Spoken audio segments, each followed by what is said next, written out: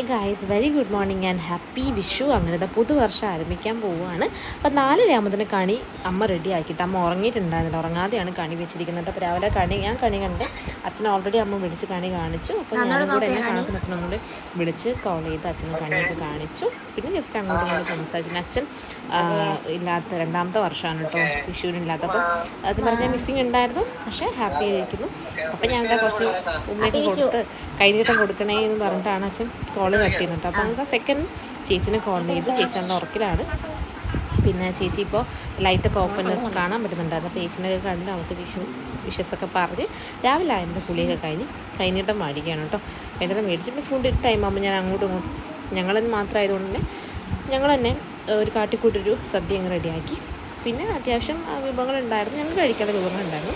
Evening ആയപ്പോഴത്തേക്കും ഞാൻ റെഡിയായി, അമ്മയും ഞാനും റെഡിയായിട്ട് തറവാട്ടിലേക്ക് പോകാൻ വേണ്ടി ജസ്റ്റ് റൗണ്ട് അടിക്കാൻ വേണ്ടി ഇറങ്ങി കേട്ടോ. കുറച്ച് ഫോട്ടോസൊക്കെ എടുത്ത്, സിംഗിൾ ഫോട്ടോസും ഞങ്ങൾ ഒരുമിച്ചുള്ള ഫോട്ടോസൊക്കെ എടുത്ത്, പിന്നെ എൻ്റെ കുറച്ച് റീൽസും കാര്യങ്ങളൊക്കെ എടുക്കാണ്ട്. അപ്പോൾ അതൊക്കെ എടുത്ത് കഴിഞ്ഞിട്ട് ഞങ്ങൾ ഈവനിങ് ഇറങ്ങാൻ നോക്കുകയാണ്. അപ്പോൾ ഇറങ്ങുന്നവരാണ് മാലപ്പടക്കം ഉണ്ടെന്നുള്ള കാര്യം. അപ്പോൾ അത് പൊട്ടിക്കാൻ വേണ്ടിയിട്ട് മുമ്പിൽ അങ്കിളിനെ ഒരു ഹെൽപ്പിന് വിളിച്ചിട്ടോ, കാരണം എനിക്ക് പേടിയാണ്.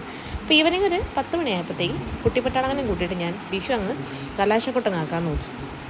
അപ്പം ഞങ്ങളുടെ ഒരു 6-7 വീടുണ്ടായിരുന്നു, പിന്നെ കുട്ടിപ്പട്ടാളങ്ങളാണ്. അപ്പം ഞങ്ങൾ ഒരുമിച്ച് ആദ്യമായിട്ടാണ് കേട്ടോ എല്ലാവരും, പിള്ളേരൊക്കെ വലുതായി, ഒരു കുഞ്ഞിനായ സമയത്തൊക്കെ ഞാൻ കണ്ടതാണ് ഞാൻ. അപ്പം ഞങ്ങൾ ഗംഭീരമായിട്ട് തകർത്തങ്ങ് ആഘോഷിക്കുകയാണ് കേട്ടോ. അപ്പം അവർക്കും നല്ല സന്തോഷം, എനിക്ക് സന്തോഷം. ഇങ്ങനൊരു വിഷു ആദ്യമായിട്ടാണ്. ഞാൻ ഒറ്റയ്ക്കാണെങ്കിൽ പോലും ഒറ്റയ്ക്ക് ഇരുന്ന് പൊട്ടിക്കലാണ് പതിവുണ്ടായിരുന്നു, പക്ഷേ ഇത് ആദ്യമായിട്ടാണ്. അപ്പം ഒന്നുകൂടെ ഞാൻ ഹാപ്പി വിഷു.